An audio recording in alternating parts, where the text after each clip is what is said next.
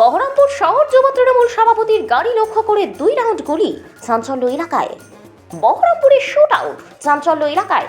শনিবার রাতে মুর্শিদাবাদের বহরমপুরের কাশিমবাজার রেল রোড সংলগ্ন এলাকায় বহরমপুর শহর যুব তৃণমূল সভাপতি পাপাই ঘোষের গাড়ি লক্ষ্য করে পরপর 2 রাউন্ড গুলি চালানোর ঘটনায় রীতিমতো চাঞ্চল্য ছড়িয়ে পড়ে এলাকায়।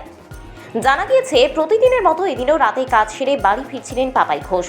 সেই সময় রেল রোড সংলগ্ন এলাকায় দুষ্কৃতীরা তার গাড়ি লক্ষ্য করে পরপর 2 রাউন্ড গুলি ছোড়ে।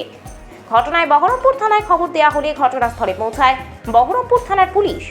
গোটা ঘটনার তদন্ত শুরু করেছে পুলিশ। আমি আমার পার্কের মাঠে ওখানে একটা বাড়ি আছে, আমার ওই বাড়িটা থেকে আমি বেরিয়ে আমার ওই লোটন আছে, আর ওখানে আমি বাড়ি নামিয়ে দিয়ে বাড়ি যাই। তো লোটনকে বললাম যে আজকে কেউ নাই, লোটন বলল যতকে বাড়ি নামিয়ে দিচ্ছি। ঠিক বানকপাড়া বাম্পারটা ক্রস করে রোডের মুখটা ঢুকতে যাবো রানিং গাড়িতে, প্রথমে বিভৎস জোরে একটা গাড়ির পিছনে আওয়াজ হয়। আওয়াজ হওয়ার সঙ্গে সঙ্গে আমি আমার ড্রাইভারকে বলি, শুরুকে বলি গাড়িটা ঘুরিয়ে টানার সঙ্গে সঙ্গে পিছন থেকে আবার একটা আওয়াজ।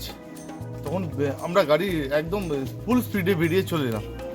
পরপর 2 রাউন্ড আমার গাড়িতে ফেরি না। প্রথমটা খুব জোরে আওয়াজ হয়, দ্বিতীয়টা হালকার মধ্যে।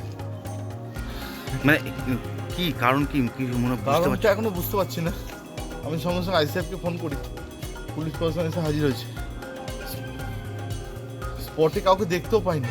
কারা কি করেছে, কি কিছু মনে বুঝতে পারছি না। কাউকে কোনো শত্রু তো অনেক আছে, তো বুঝতে পারছি না।